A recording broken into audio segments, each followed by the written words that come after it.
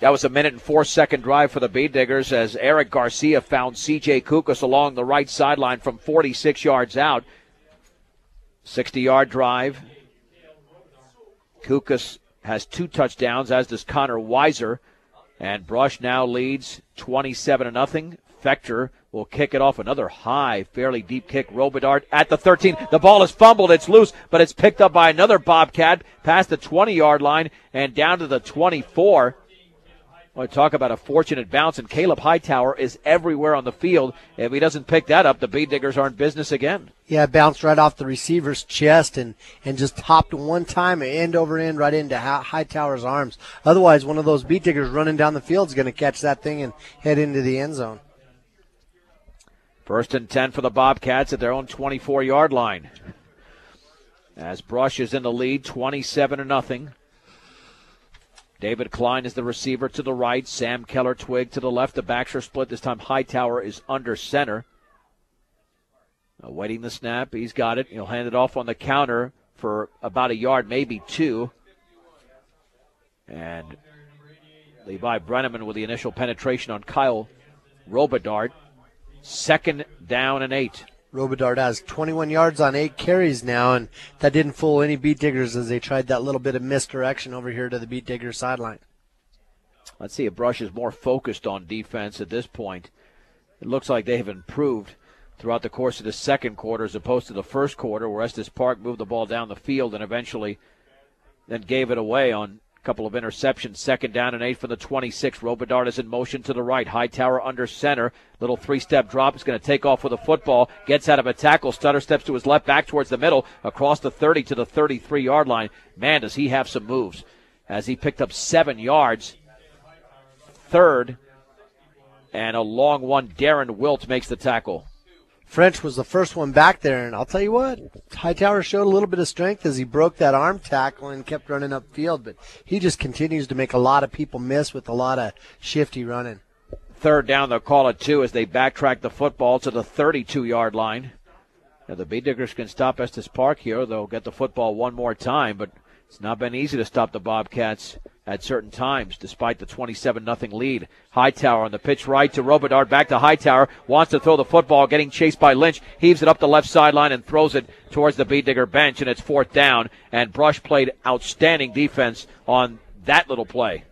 French tried to play the defensive end that time here on the right side. Weiser was the defensive end on the left side, and both those guys were doing their good job of containment, and Hightower tried to juke French a little bit, and I think Dylan thought he was going to be able to make the tackle, but just that little shiftiness that he had with the little smaller body made him able to pull away from him. 4th and 2 with 1:22 to go, and Sam Keller-Twigg is going to punt for Estes Park, standing at his own 20, low snap. Bee Diggers coming with pressure. He gets it off. Shea Hansen will fair catch it at the 34-yard line.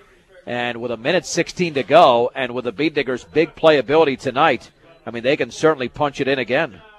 Boy, that was a good job of Hansen there, fair catching it. I love to see those guys when they're back there catching that football rather than letting it bounce. And at the high school level, you don't see a lot of guys that have the presence of mind to make that fair catch. They either catch it and run with it or they let it go. And I think that time Shea saved the Diggers a lot of yards. Especially underclassmen, but Hansen was doing that in his sophomore year as well. 1st and 10 for Brush at their own 34-yard line. One setback, and that's Weiser. 2 receivers out to the left and right. Garcia back to throw, looking, heaving up the left side. Hansen is out there, but it's incomplete. It was thrown behind him at around the 43-yard line, covered very well by David Klein. 2nd and 10. You can tell Garcia's pressing a little bit. He's 2 for 5 now, but I know in his mind he probably thinks he's a lot worse than that. Completion-wise, but you can tell he's pressing. He's trying really hard to put touch on the football, and sometimes when you're trying really hard, it's hard to make something happen. 66 yards away are the Bee Diggers. On 2nd down and 10 from their own 34-yard line. Again, 2 receivers out to the left and right. And Garcia to hand it off to Weiser. Big hole across the left side of the 40-yard line to the 50-yard line. And he's tripped up across the 50 to around the 48. A gain of 19 as David Klein makes the tackle. But it's a Brush Beediger first down. 65 yards on tonight for Weiser now on 7 carries. And every time he gets the football in the middle of the field, he just goes for more than 10 yards. He's had carries of 14, 15, and 19 on that last one. All those are traps. It's still 1:01 to go. And the clock will start, so the Beediggers are going to have to start using timeouts unless they can score on this play. On 1st and 10 from the Estes Park 48. Garcia looking to throw. 3-step drop. And that slant over the middle is caught by Kukas. And then he's down at around the 36-yard line. A late flag. And that looks like it's going to be a face mask against the Bobcat defender Mike Davis. That throw was a little bit high, but Kukas is obviously a tall receiver at 6'4". He was able to pull it in. It's a gain of around 11 to the 37. Now let's see if that is a face mask against the Bobcats. And the preliminary signal will be a personal foul face mask. And that'll place the ball at approximately the 22-yard line. And now Brush is in business again. They might not have to use a timeout. 45 seconds to go before the break. Brush came out throwing to Kukas again, hoping for that mismatch, but Estes Park's got a lot taller defender over there. Now they have Tyler Holler, who's 6 foot, over there guarding Kukas, and that kind of changes things a little bit. Now they have Mike Davis over there, who's 6'1", so they're trying to match up their height a little bit better. Well, trips to the left.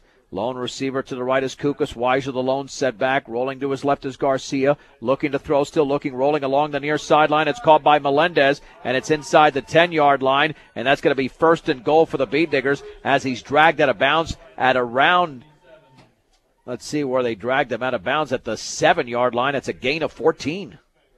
Really nice throw and a real nice catch there by Melendez as Brush starting to run a little bit more of a shorter passing game attack.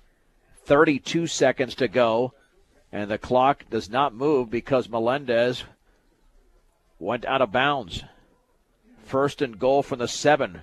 Weiser has 2 touchdowns tonight, trips to the right. Garcia hands it off to Weiser, left side. He drives towards the end zone, and he's in for a score. Weiser does it again. He's got the trifecta, and it's Brush 33, Estes Park nothing. 72 yards now for Weiser, which is a lot less than what I know he'd like to have, but he's on track for a bigger than 100-yard game again this week and just running with a lot of power.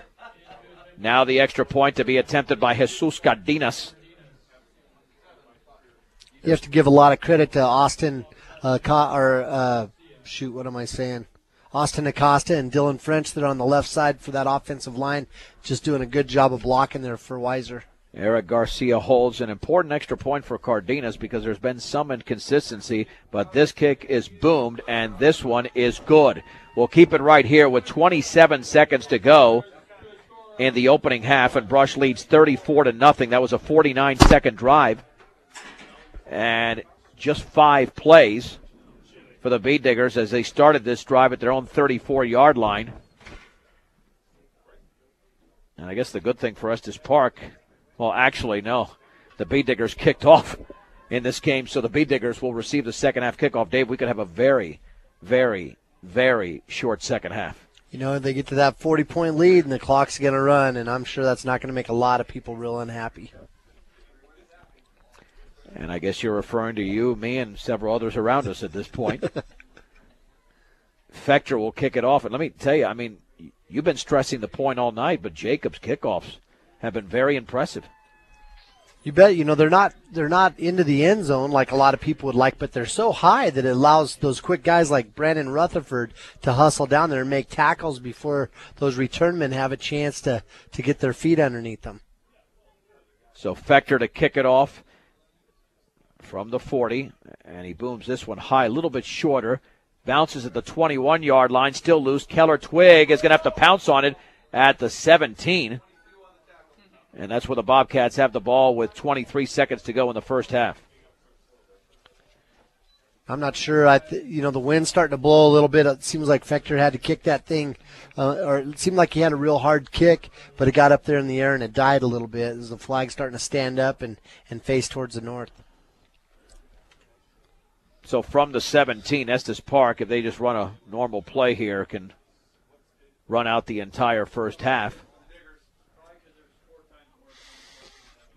From the 17-yard line, Hightower is from a shotgun.